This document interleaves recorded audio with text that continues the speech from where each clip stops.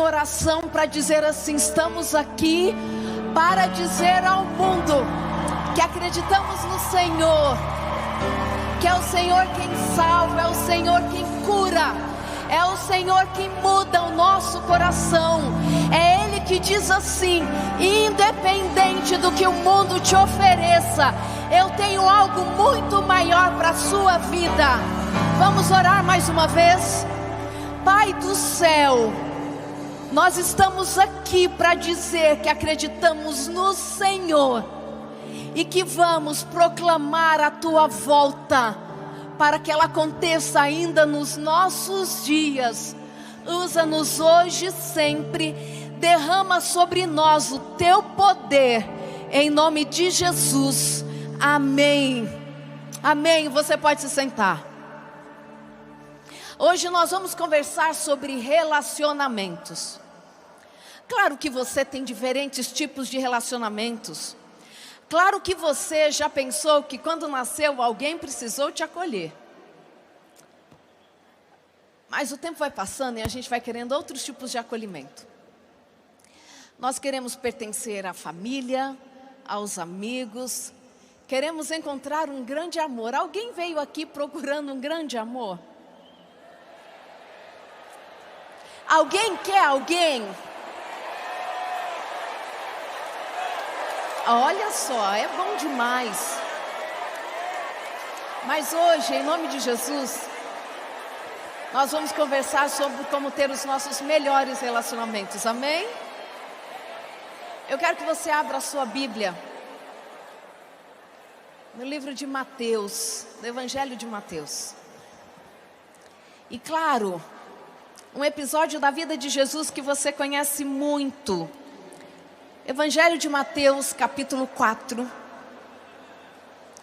E nós vamos conversar sobre a tentação, a prova.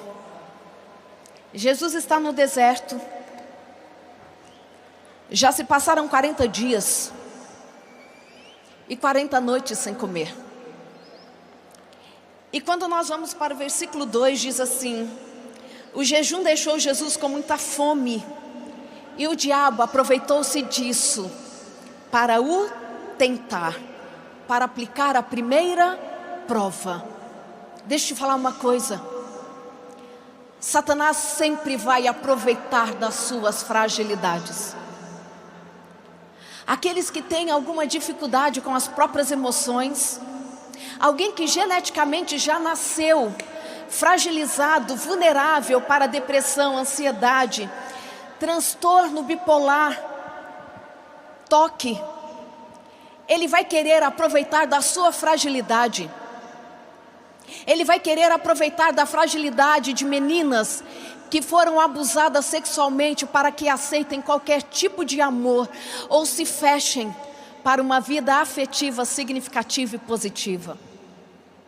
Jesus, quando estava no templo, e isso nós encontramos no Evangelho de João, capítulo 10, e ali então tentaram matar Jesus, e nós vamos ainda falar dessa história. O texto bíblico começa dizendo, quando Jesus chega no templo, era inverno, e ali no inverno tentaram matar Jesus. Entregue para Jesus as suas fragilidades, as suas vulnerabilidades, porque Ele é quem tem cuidado de você. E Satanás, ele não quer que você saiba que você tem um Deus que cuida de você nas suas fragilidades. E nessa primeira prova, o que acontece? Jesus então, eu acho que vai ser melhor o meu palco ali, ó, a mesa lá, porque eu acho que eu estou andando demais, não estou? Estou atrapalhando muito? Eu acho que é melhor colocar lá, né? Eu já contei em outros lugares que eu penso andando. Se eu parar, eu acho que meu cérebro para. Aqui vai ficar melhor, não vai? Do que eu ficar de costas para vocês? Essa equipe é incrível, obrigada. Jesus então está ali e Satanás aplica a primeira prova.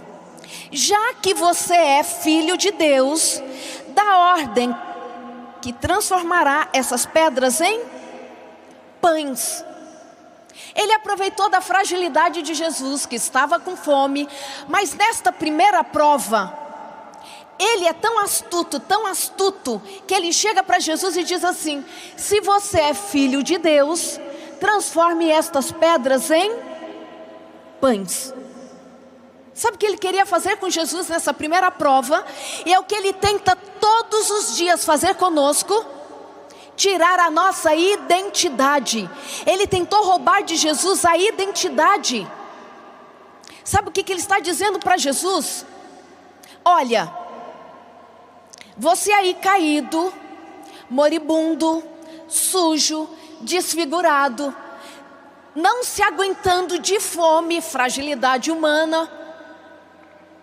Eu aqui nessa posição de anjo de luz, que cheguei voando, apareço aqui, olho para você desse jeito, fui mandado pelos céus. Eu sou um anjo de luz que vim dos céus para ver se você não é o anjo caído, Satanás, querendo se passar pelo Messias. Olha o nível de tentação, olha o nível de enganação que Satanás quer aplicar para as nossas vidas. Se ele teve a ousadia de dizer para Jesus que talvez Jesus fosse o próprio Satanás, que ele, Satanás, estava ali, mandado pelo céu como anjo de luz, para verificar se Jesus não era o enganador. E é por conta disso que estava pedindo para Jesus fazer um milagre. Pensa o que ele não é capaz de fazer com você, querido.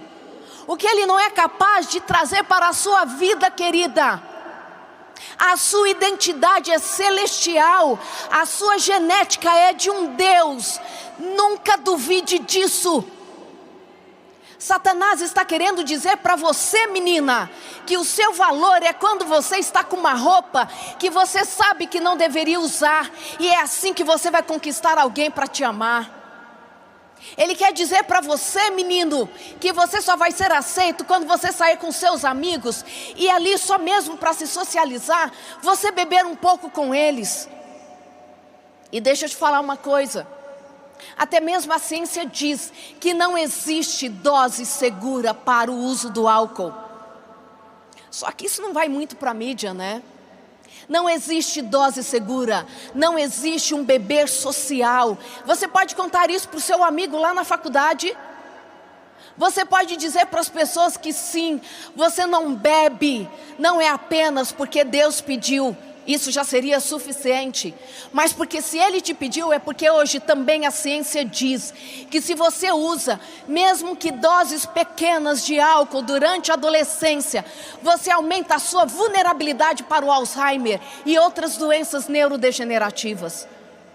Você vai contar isso para os seus amigos, porque você tem uma identidade.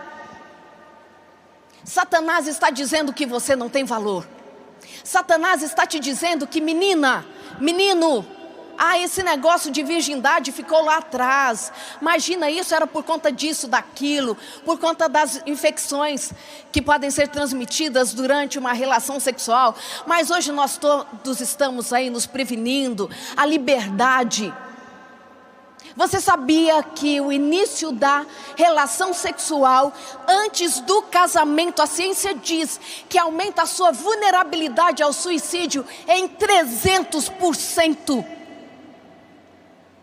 Deus está vindo e dizendo assim para você: só na sua identidade comigo é que você tem a possibilidade e a certeza, a garantia de vida feliz, vida abundante. E Satanás não quer isso para você, sabe por quê? Porque ele não tem mais a identidade celestial. E ele morre de inveja de você. Mas ele é o anjo caído. O tempo todo nós estamos tendo que escolher. O sirva-se está diante de nós. Você pode se servir hoje de pedras. Porque não acredite que Satanás vai te falar que o início amargo, ou a sua decisão pelo lado dele, vai te trazer garantia de saciedade. Você hoje pode escolher servir-se das pedras que Satanás te apresenta, ou aguardar ansiosamente pelo banquete que o seu pai já preparou para você. Quando a gente olha para os estudos, o que nós encontramos é que os jovens estão tão confusos, tão confusos. Eu fiz parte da FAPESP por muitos anos, esse Fundo de Apoio à Pesquisa do Estado de São Paulo, e foi muito interessante essa pesquisa que eles lançaram, e foi publicada até no jornal da USP, mostrando que os jovens defendem a ciência, mas desconhecem a produção científica do país. Eles querem até que o governo invista mais em pesquisas, mas eles não sabem o nome de nenhum cientista brasileiro. Mais de 60% dos jovens não conhecem o nome de um cientista brasileiro. Se você não lembrar de um, lembra de mim pelo menos, tá? Você fala assim, eu conheço, eu estou fora dessa estatística. Eles não conhecem. É tudo tão confuso, que eles querem. Mas também quando nós olhamos, não sabem fazer uma diferença entre fato ou opinião. Não sabem fazer uma pesquisa sobre um assunto que saiu na internet e a sua principal fonte de pesquisa tem sido o que os influencers falam nas redes sociais. Recentemente eu dei uma palestra nos Estados Unidos sobre o aborto, um assunto que um dia talvez a gente converse com o tempo. E os jovens defendendo o aborto, porque ali na Flórida estava a discussão da liberação ou não, enfim. E eles disseram assim, nós somos a favor sim, da liberação, a mulher tal. E eu falei assim, quem trouxe para vocês esses dados? Onde vocês leram sobre isso? Nas redes sociais. Sabe por que eu estou te dizendo isso? Porque vocês não são aqueles que não sabem diferenciar fato de opinião. Na verdade, vocês estão aqui porque vocês foram escolhidos para ajudar os meninos e meninas que estão perdidos nas suas identidades. Sabe por quê, queridos? Vocês não são a geração mimimi. Vocês não são a geração Nutella. Posso te dizer qual é a geração, se é que podemos chamar assim, da geração frágil, vulnerável? A minha geração. A minha é a geração frágil. A geração que não consegue olhar para as redes sociais e se receber uma crítica, já não quer mais fazer nada. Os estudos sociais mostram que a nossa geração é tão frágil, que nós tivemos dificuldade para cuidar da geração de vocês. Então nós precisamos de vocês. Nós precisamos que vocês também alcancem todos os jovens nos diferentes lugares. Quando nós olhamos, as pessoas estão tão sem identidade, os jovens estão tão sem identidade, que hoje o que nós temos é a agamia como a preferência entre os jovens. A agamia é não ter nenhum relacionamento íntimo com ninguém. Não criar nenhum vínculo afetivo mais íntimo, seja com um namorado. Não querem casar, muito menos terem filhos. Sabe qual é a principal preocupação da geração de vocês? Com o meio ambiente. Estão preocupados em salvar o planeta. E eu fiquei pensando, salvar o planeta para quem morar nele? Sendo que não quer filho, não quer casar.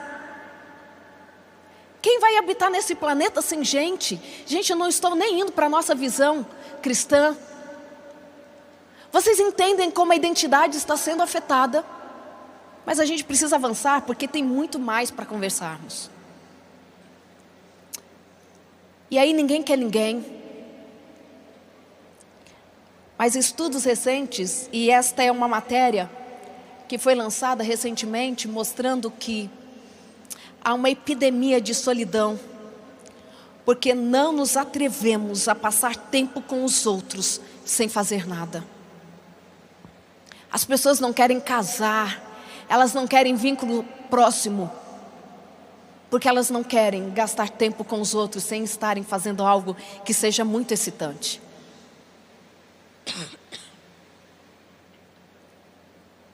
E o que nós encontramos hoje? O tipo de solidão que os jovens estão vivendo é mais prejudicial do que fumar 15 cigarros por dia. E estas são palavras de especialistas como Vivek Murthy. E ele é um dos maiores nomes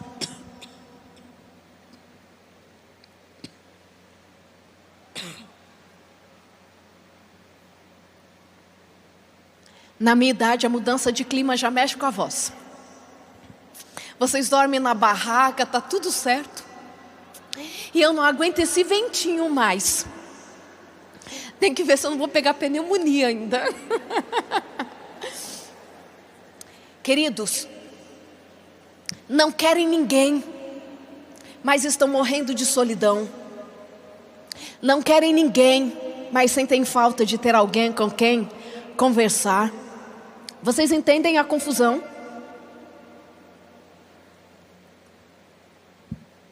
Quando nós olhamos, Deus tem algumas soluções. Deus não apresenta para a gente apenas que nós temos que vencer o pecado, que nós temos que manter a nossa identidade. Mas Deus nos aponta caminhos, que na verdade, as estratégias que Ele deixou aqui, todas levam para o mesmo lugar. E você já sabe, nós só vamos reforçar nessa manhã. Quando nós olhamos para o cérebro,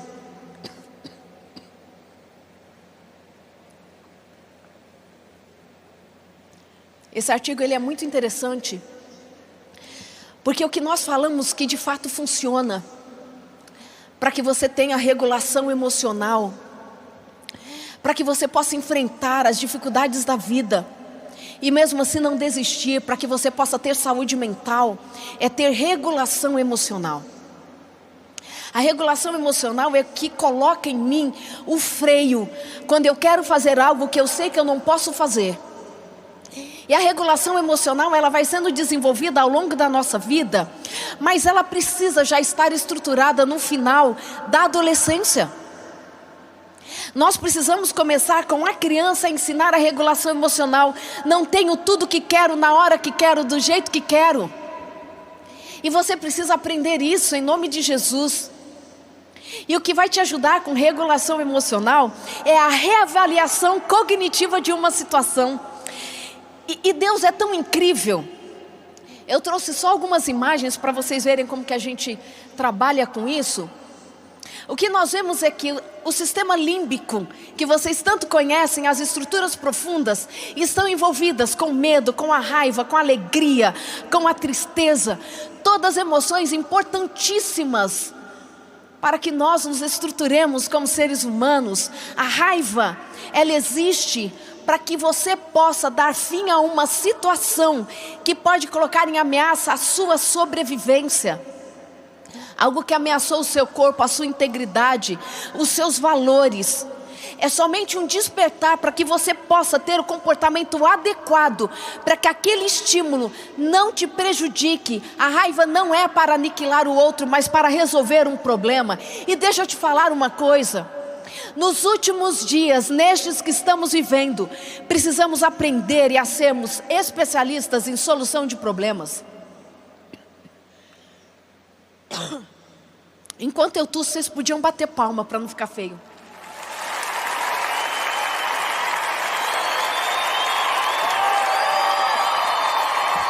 Vamos combinar assim para não ficar feio na transmissão? Queridos, nós precisamos ser especialistas em solução de problemas.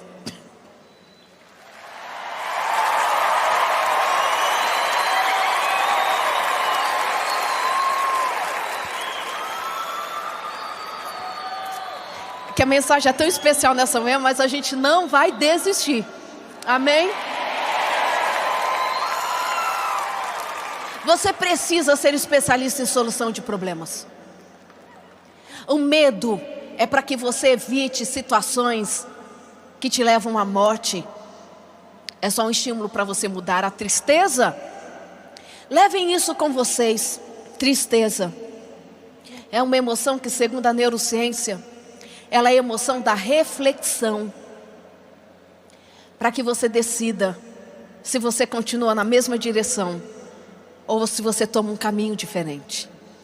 não é para te levar à depressão, à desistência.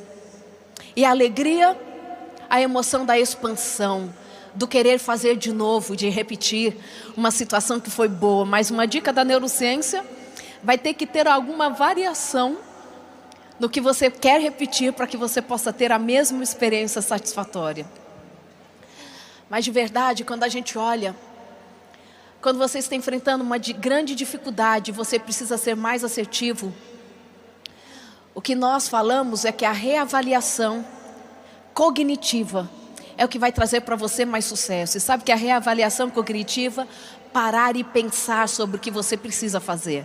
E quando nós olhamos para o cérebro humano, nós vemos que Deus colocou diferentes estruturas ajudando a gente nessa reavaliação cognitiva. E você não está entregue à impulsividade, por exemplo, da amígdala. Quando nós olhamos então para todos esses resultados, nós percebemos que no córtex pré-frontal, ventromedial, nós temos um dos lugares mais importantes para a sua reavaliação cognitiva de uma das situações. E posso te falar?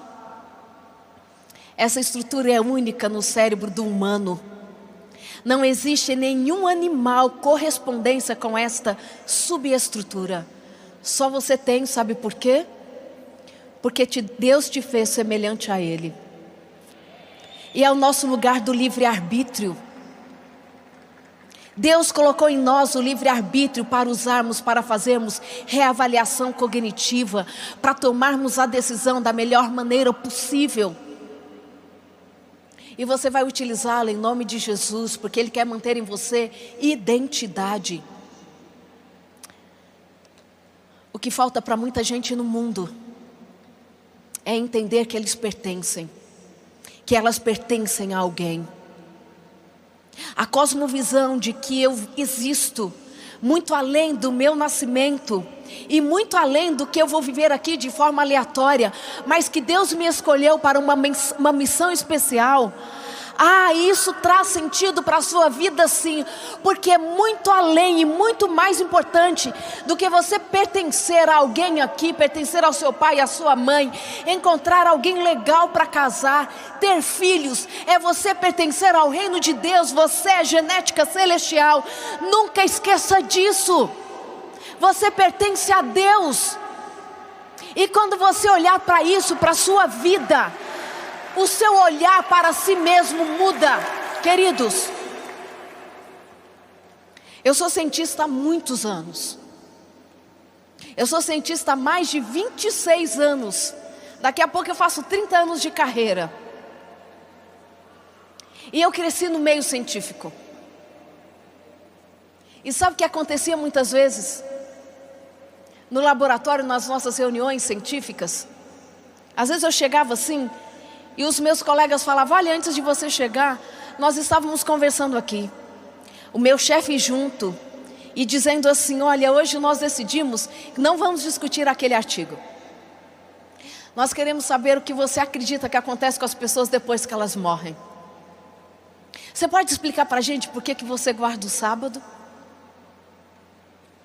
Quando eu mudei para os Estados Unidos, para trabalhar ali na Universidade de Toledo, em Ohio, cheguei numa quarta-feira, a minha chefe toda feliz veio falando assim: ai, Dr. Alves, sexta-feira nós vamos ter um simpósio muito importante na Universidade de Michigan. E eu estou contando isso para me exibir mesmo, porque eu ainda acho que não me conformei, que eu moro 11 anos lá. Então eu estou me exibindo agora, tá? Aí, ela falou assim: olha, nós temos um simpósio na Universidade de Michigan.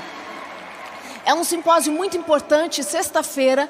Eu já fiz a sua inscrição e já combinei com chefes de departamento, todo mundo que estará lá, para te apresentar. Você acabou de chegar. Então, depois do simpósio, nós vamos sair para jantarmos. E aí eu te apresento todo mundo. Eu falei assim: obrigada, Senhor.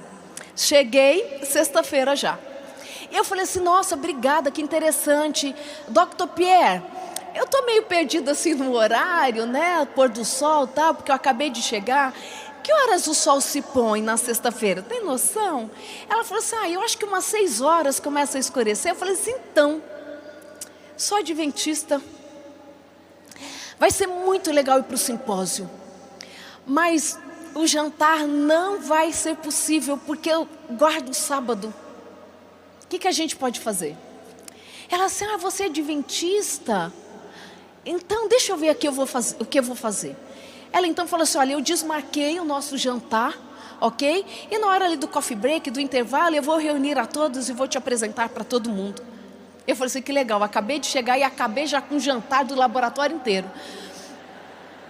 Ela falou assim, vamos combinar com o motorista então, para que nos traga antes, etc. Chegamos lá então, no intervalo, no coffee break, ela chamou ali os chefes de departamento para me apresentar. E ela disse assim, olha, o jantar foi desmarcado porque a Dr. Alves, ela é adventista. E ela guarda o sábado. E ela diz assim, eu já escutei muito falar sobre os adventistas. E eu sei que vocês têm alimentação diferente e guardam o sábado. Só que eu não conheço mais nada sobre vocês. Você pode explicar para a gente quais são as suas principais doutrinas? E eu ali falei assim, Senhor, por favor, me dá o dom de línguas, porque eu não posso errar em nada nesse inglês. Porque vai que eu falo que eu não posso comer porco, mas eu posso comer gambá. Eu não posso, Senhor. E ali depois de eu falar rapidamente sobre as nossas doutrinas, para aqueles cientistas catedráticos, a minha chefe, uma francesa, ela emocionada diz assim na frente de todos, uma pena eu ter nascido num país onde nós aprendemos a não confiar e acreditar em Deus, mas Ele me faz tanta falta. Aí eu diz assim, Dr. Pierre, não precisa se preocupar, eu vou te apresentar para Ele. Queridos, existem pessoas que não tiveram um encontro com Jesus porque foram impedidas disso. Impedidas pelos traumas, impedidas por relacionamentos abusivos, impedidas pela cultura. Mas você foi convidado por Jesus para apresentá-lo àqueles que não o conhecem. Porque nós temos uma cosmovisão que diz que nós nascemos para pertencermos ao reino.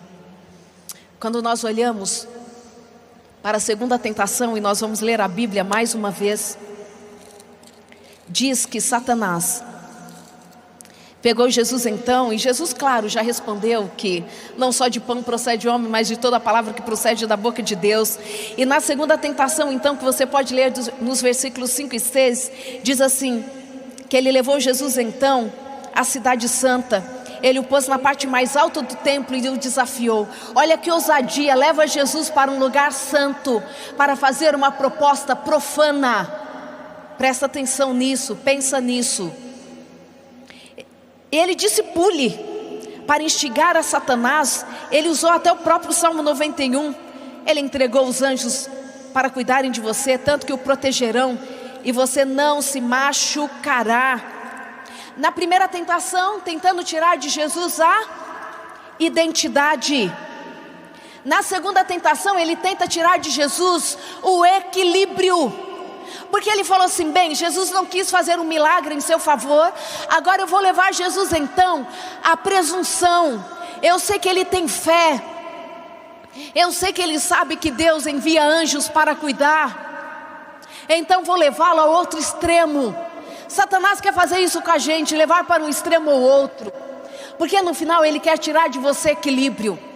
É tanto que quando nós olhamos a uma pesquisa que saiu na Folha de São Paulo, uma pesquisa feita pela Datafolha, no final de 2022, mostrou que 8 a cada 10 brasileiros entre 15 e 29 anos apresentaram recentemente algum problema de saúde mental. Dificuldades com ansiedade para dormir, se sentindo insuficiente. Ele quer tirar de você o equilíbrio, seja físico, mental ou espiritual. Ele quer que você passe uma madrugada inteira mexendo no celular para que você não durma, porque ele sabe que a privação de sono é vulnerabilidade para todas as doenças mentais.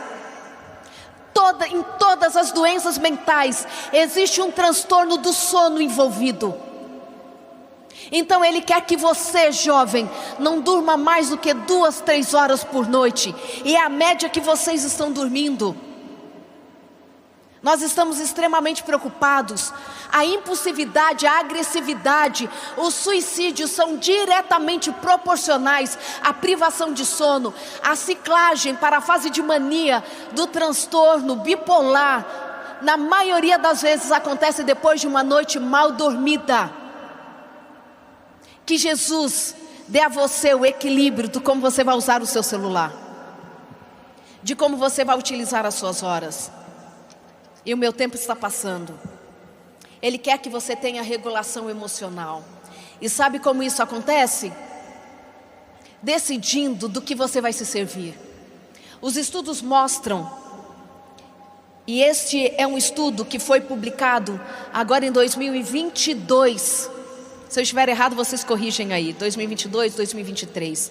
Mostrando que jovens sem religião superam católicos evangélicos em São Paulo e no Rio de Janeiro. Os meninos e meninas não querem mais saber de Deus. Entre os latinos, o catolicismo continua a declinar. Ainda existe fé, mas está declinando a fé na América Latina. E quando nós olhamos no outro estudo, nós encontramos, esse é um estudo de 2014, e em cada país só está acentuando a porcentagem de jovens que não acreditam mais em nada. O Uruguai lidera o país onde mais jovens deixaram de acreditar em Deus. Os sem religião estão crescendo demais.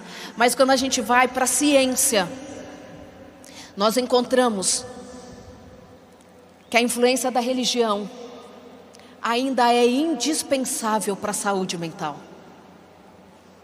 Quando nós olhamos para estudos desenvolvidos ao redor do mundo, não existe na ciência nenhuma estratégia tão eficaz para a prevenção e tratamento de drogas do que aquelas estratégias apresentadas pelas igrejas. Amém? Nós ainda encontramos estudos e existem grandes revisões na literatura mostrando que a religiosidade e a espiritualidade estão envolvidas na prevenção e no manejo da depressão e da ansiedade em jovens. Sabe o que Satanás quer fazer com vocês? Tirar de vocês a certeza de que Deus está cuidando de vocês. Ainda em Deus nós temos parâmetros para sermos felizes. Os estudos mostram que a espiritualidade é importante, mas mais importante que a espiritualidade é a religiosidade. E nós olhamos isso nos estudos de Pérez e colaboradores na USP. Espiritualidade é acreditar que existe algo maior. Religiosidade é ter um corpo de doutrinas claro, o qual você segue. Ter religiosidade, um corpo de doutrinas claro, e você não seguir, é pior até do que não acreditar em nada, segundo os estudos. A última tentação foi Satanás se apresentando e dizendo assim: tudo isso é meu, basta que você se ajoelhe e eu te dou tudo. Jesus então diz para Satanás: cai fora, Satanás. E mais uma vez recorreu ao Deuteronômio para repreendê-lo. Adore somente ao Senhor seu Deus, sirva-o com absoluta inteireza de coração. Fim da prova. O diabo fugiu e no lugar dele vieram anjos. Anjos cercaram Jesus e cuidaram dele. Deixa eu te falar uma coisa. Nessa última tentação, Satanás está tentando tirar de Jesus a eternidade. Porque no momento que Jesus se prostrasse, Jesus perderia a eternidade. Então ele tentou tirar identidade, equilíbrio e eternidade. Tudo que ele não tem, e Ele não quer que você tenha. A ciência tem se curvado e dito que felicidade só existe na identidade, e quem firma identidade em nós é Cristo Jesus. E sabe como você prova que você é filho de Deus? Fazendo como Jesus fez. Você prova que é filho de Deus, não é transformando pães das pedras, não é indo para a balada e provando que você não bebe. Você prova que você é filho de Deus, resistindo à tentação e colocando Satanás para correr. É assim que você prova que é filho de Deus. Jesus se forma, Jesus estabelece e diz assim: eu adoro somente a Deus. Eu provo que sou filho de Deus, é colocando você para correr, resistindo tentação. Se estiver muito difícil para você, aprenda com Jesus. Quando tentam matar Jesus lá no templo, quando o seu ministério está acontecendo, Jesus está no templo e eles tentam matar Jesus mais uma vez, porque Jesus havia dito: eu e o Pai somos um.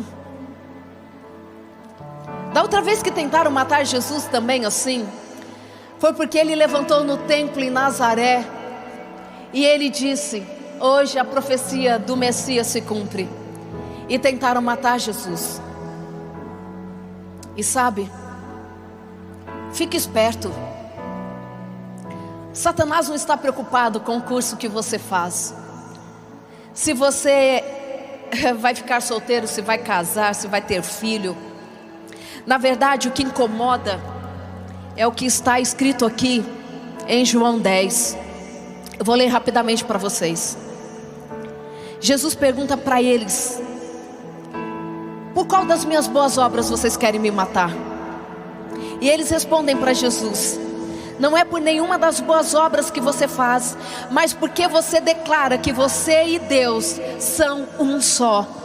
O que Satanás está muito incomodado é que você e o Pai são um. E quando tentam matar Jesus mais uma vez, sabe o que Jesus fez? João capítulo 10, 39 a 42 diz assim: eles ainda tentaram prendê-lo, mas ele conseguiu escapar.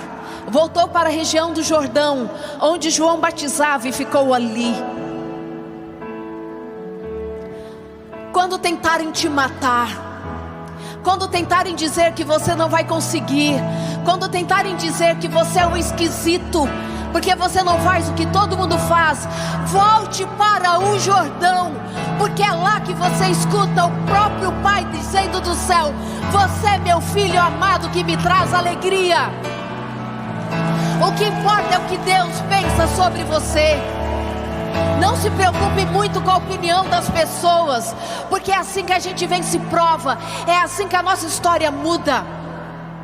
Essa mensagem é principalmente para vocês levarem para os meninos e meninas com quem vocês convivem, que estão presos nesse mundo que só tem a oferecer para eles solidão, abuso de drogas, que tem para oferecer para eles depressão, ansiedade, uma gravidez não planejada, uma desistência da vida.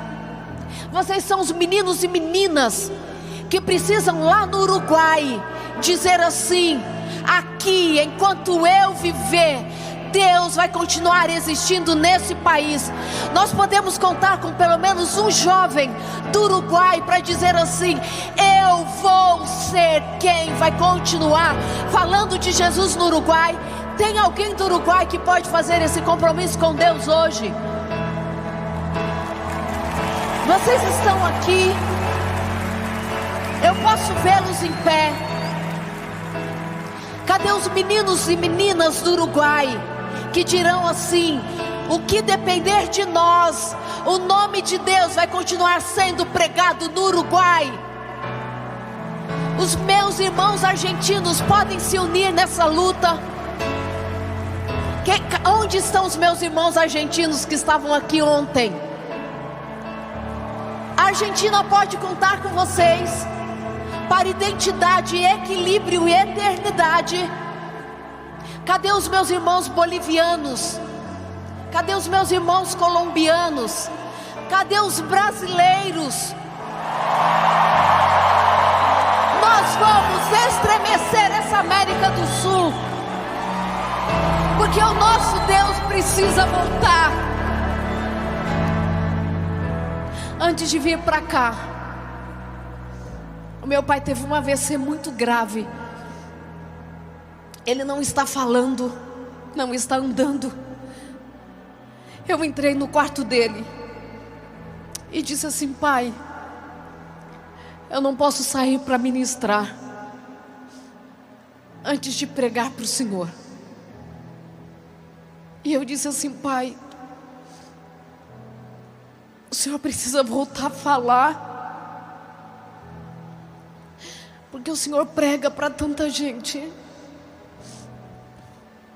Só desses 4 meses que ele está na cama, pelo menos umas 10 pessoas foram batizadas na igreja. Meu pai já levou mais de 500 pessoas para Jesus, e ele não está falando.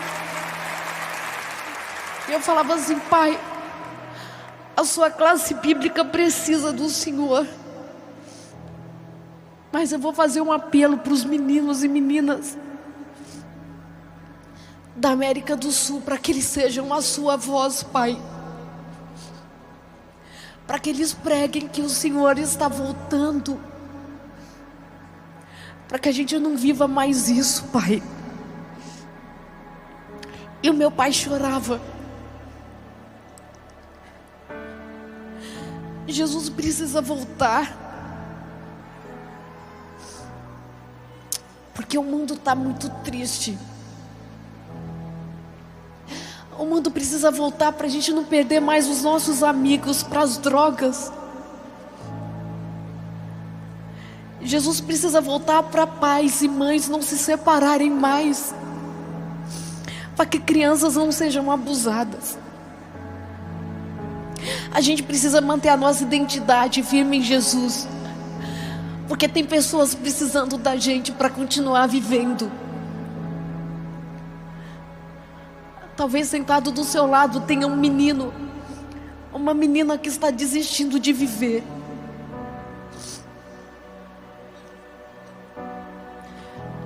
Nós somos Jesus nesse mundo.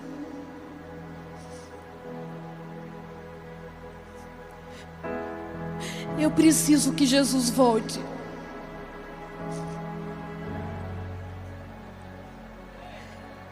Eu preciso que o deserto passe. Eu não aguento mais atender meninos e meninas que não querem mais viver. Eu não quero mais que o meu telefone toque na madrugada, porque alguém abusou de um bebê. Eu quero que Jesus volte. Eu quero que as pessoas entendam que a salvação está próxima.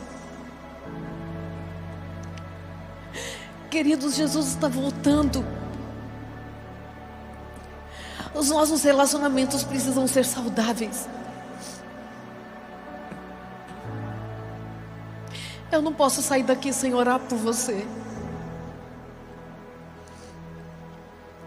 E eu não quero que a gente faça essa oração de qualquer jeito. Eu sei que você pode levantar, pelo menos. E eu quero ajoelhar aqui por nós.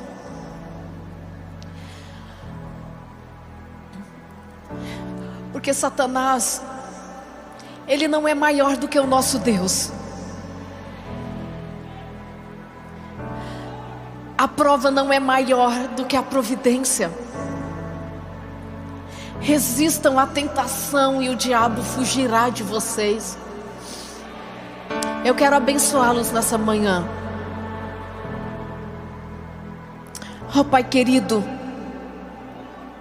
nós estamos na condição dos teus filhos e queremos te dizer que o Maranata é o lugar onde nós estamos reafirmando o nosso compromisso com o Senhor, de que nós vamos proclamar a mensagem de um Deus ressurreto e que salva, de um Deus que está próximo de nós, um Deus que é capaz de restaurar a nossa saúde física, mas também a nossa saúde mental e espiritual. Traga-nos de volta ao relacionamento íntimo com o Senhor, para que a nossa história possa ser extraordinária ao teu lado. Abençoa cada um aqui, de cada país, para que nós sejamos instrumentos seus, para a salvação de multidões. É o que pedimos e agradecemos em nome de Jesus. Amém. Amém. Amém. Amém.